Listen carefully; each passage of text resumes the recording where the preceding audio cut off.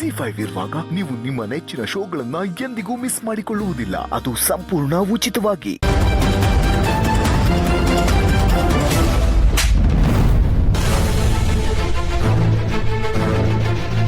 ನಾನು ನಿನಗೆ ಹೊಡೆದಿದ್ದು ನಿನ್ನ ನಕ್ಕನ ಮಗ ಅನ್ನೋ ಸಲಿಗೆಯಿಂದಲ್ಲ. ನನ್ನ ನಕ್ಕನ ಕಣ್ಣಲ್ಲಿ ನೀರು ಬರ್ಸಿ ಅವಳನ್ನ ಹಾಸಿಗೆ ಹಿಡಿಯೋಗಿ ಮಾಡಿದ್ಯಾ. ಅದಕ್ಕೆ ನೀನ್ ಬೇರೆ ಯಾವ ತಪ್ಪು ಮಾಡಿದ್ರು ನಾನು ಕ್ಷಮಿಸ್ತಿದ್ನೋ ಏನೋ, ಆದ್ರೆ ಅಕ್ಕನ ವಿಷಯದಲ್ಲಿ ಕ್ಷಮೆನೇ ಇಲ್ಲ. ನಾನೇ ಇಷ್ಟು ವರ್ಷ ಅವಳ ಮನ್ಸಿಗೆ ನೋವಾಗೋಂಗೆ ನಡ್ಕೊಂಡಿಲ್ಲ. ಆದ್ರೆ ನೀನ್ ಇದೇ ಕೊನೆ. ಅವಳು ಮನ್ಸಿಗೆ ನೋವಾಗೋಗೇನಾದ್ರು ನಡ್ಕೊಂಡ್ರೆ ನಾನು ಇನ್ನು ಸುಮ್ಮನೆ ಬಿಡ. ಅಕ್ಕ, ಮದನ್ ಬಂದಿದ್ದಾನೆ, ಬಾ.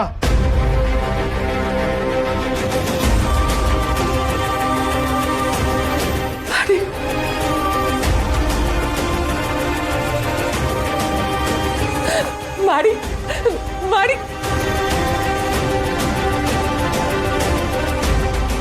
ಎಲ್ಲ ಹೋಗಿದ್ದೆ ನೀನು? ಯಾಕೋ ಕಂದ ಹೀಗೆ ಮಾಡಿದೆ? ನನ್ನ ಯಾಕೆ ಬಿಟ್ಟು ಹೋದೆ? ನಾನು ಬೇಡವಾ ನಿನಗೆ? ನನ್ನ ಮೇಲೆ ಯಾಕೆ ಇಷ್ಟು ಕೋಪ ನಿನಗೆ? ಸಾಕು ಮಮ್ಮ, ನಂಗೇನು ನಿನ್ನಿಂದ ದೂರ ಇರಬೇಕು ಅಂತ ಆಸೆನೂ ಇರಲಿಲ್ಲ. ಹಾಗಂತ ಈ ಮನೇಲಿ ಇರೋದಕ್ಕೂ ಇಷ್ಟ ಇರಲಿಲ್ಲ. ಬರೀ ಬಾಯಿ ಮಾತಿಗೆ ಮಗ ಮಗ ಅಂತ ಹೇಳಿದ್ರೆ ಸಾಕಾಗಲ್ಲ. ಪ್ರಪಂಚದಲ್ಲಿ ಯಾವುದೇ ಅಪ್ಪ ಅಮ್ಮ ಆದರೂ ಅವ್ರ ಮಕ್ಕಳ ಆಸೆ ಈಡೇರಿಸ್ಬೇಕು ಅಂತ ಕಾಯ್ತಿರ್ತಾರೆ, ನನ್ಸ್ ಮಾಡಬೇಕು ಅಂತ ಕಾಯ್ತಿರ್ತಾರೆ. ಇಲ್ಲ, ಅದು ಯಾವುದು ಸಾಧ್ಯ ಆಗ್ತಿಲ್ಲ. ಬಿಡು ಮಮ್ಮ, ನನ್ನ ಲೈಫ್ ನಾನು ನೋಡ್ಕೋತೀನಿ. ನನ್ನ ಪಾಡಿಗೆ ಬಿಟ್ಬಿಡು.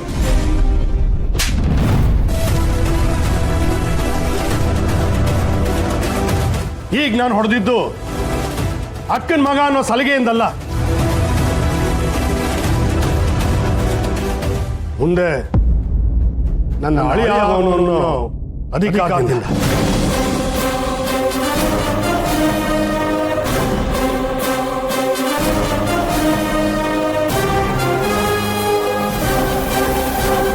ಮಾವ, ಏನು ಹೇಳ್ತೀರಾ ನೀವು?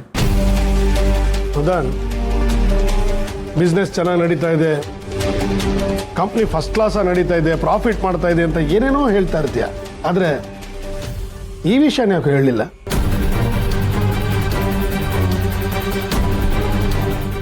ಮೊದಲು ನೀನು ಜವಾಬ್ದಾರಿನೇ ಇಲ್ದವನು ಅಂದ್ಕೊಂಡಿದ್ದೆ. ಆದ್ರೆ ಆಮೇಲೆ ಅರ್ಥ ಆಯ್ತು ಜವಾಬ್ದಾರಿ ಇದೆ ಅಂತ. ನಿನ್ನ ಕಂಪ್ನಿನೂ ಚೆನ್ನಾಗಿ ನಡೆಸ್ಕೊಂಡು ಹೋಗ್ತಾ ಇದ್ದೀನಿ. ಮೇಲಾಗಿ ನಿನ್ನ ಅಕ್ಕನ ಮಗ. ನಿನ್ನ ಮನಸ್ಸಲ್ಲಿರೋದನ್ನೆಲ್ಲ ಧಾರಾಳವಾಗಿ ನನ್ನ ಹತ್ರ ನೇರವಾಗಿ ಹೇಳ್ಕೋಬಹುದು. ಮಾವ, ನೀವೇನು ಹೇಳ್ತೀರಾ ನಂಗೆ ಗೊತ್ತಾಗ್ತಿಲ್ಲ. ನನಗೆಲ್ಲ ಗೊತ್ತಾಗಿದೆ. ಅಕ್ಕ ನನಗೆಲ್ಲ ಹೇಳಿದಾಳೆ.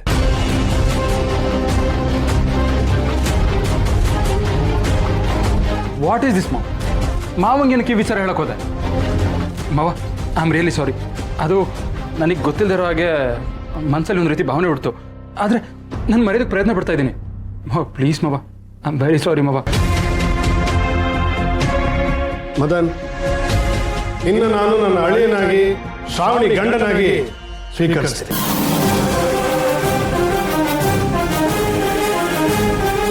ಶ್ರಾವಣಿ ಮದುವೆ ನಿನ್ನ ಜೊತೆನೇ ಆಗುತ್ತೆ. ನಾನು ಅಕ್ಕನಿಗೆ ಮಾತು ಕೊಟ್ಟಿದ್ದೀನಿ, ಅದನ್ನು ನೆರವೇರಿಸ್ಕೊಡ್ತೀನಿ.